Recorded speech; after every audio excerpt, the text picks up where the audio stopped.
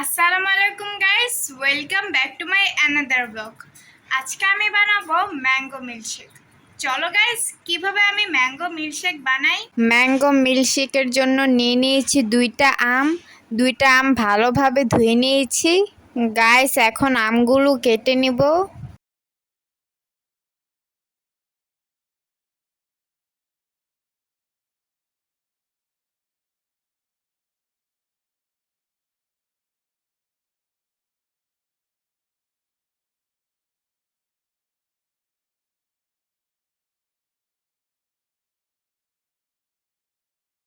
দেখো গাইস, আমটা দেখতে কত সুন্দর লাগছে।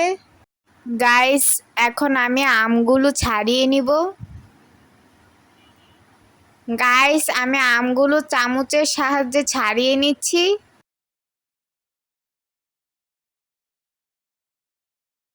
গাইস, এভাবেই চামচের সাহায্যে সব আমগুলো ছাড়িয়ে নিব।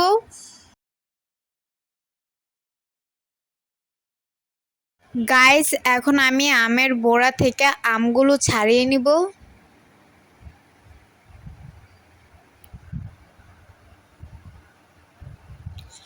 দেখো গাইস, কিভাবে আমি ছুরির সাহায্যে আমের বোড়া থেকে আমগুলো ছাড়িয়ে নিচ্ছি।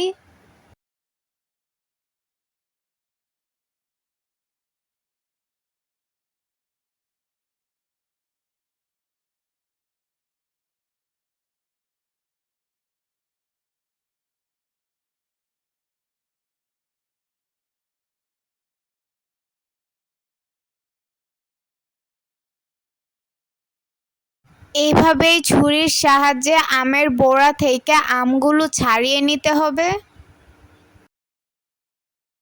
ব্লেন্ডারে দিয়ে দিব আমের স্লাইস, দিয়ে দিব চিনি, দিয়ে দিব ফ্রিজে রাখা জাল করা ঠান্ডা দুধ।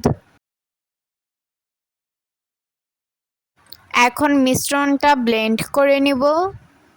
গাইস, আমের মিশ্রণটা ব্লেন্ড করে নিয়েছি। দেখতে পাচ্ছ কালারটা কত সুন্দর এসেছে।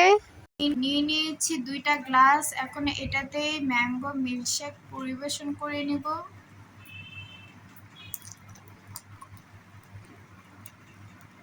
এখন আমি ম্যাঙ্গো মিল্কশেকের উপর আমি আমার মন মতো ডেকোরেশন করে নিব।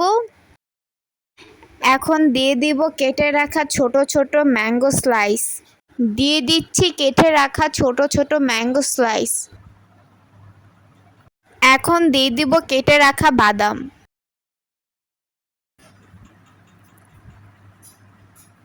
দেখো গাইস, সিম্পল ডেকোরেশনে আমের মিল্কশেকটা দেখতে কতটা সুন্দর লাগছে। বানিয়ে ফেললাম ম্যাঙ্গো মিল্কশেক। দেখতে পাচ্ছো ম্যাঙ্গো মিল্কশেকের কালারটা কতটা সুন্দর এসেছে। বানিয়ে ফেললাম ম্যাঙ্গো মিল্কশেক। এখন এটা খাওয়ার পালা। খেতে কেমন হয়? বিসমিল্লাহ।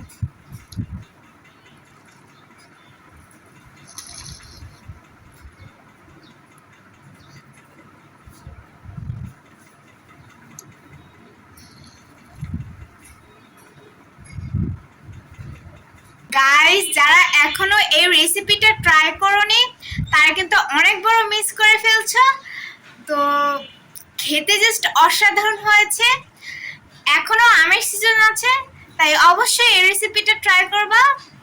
আজকের এই ব্লগটা কেমন লেগেছে অবশ্যই like, comment, share and please subscribe করে দিবেন।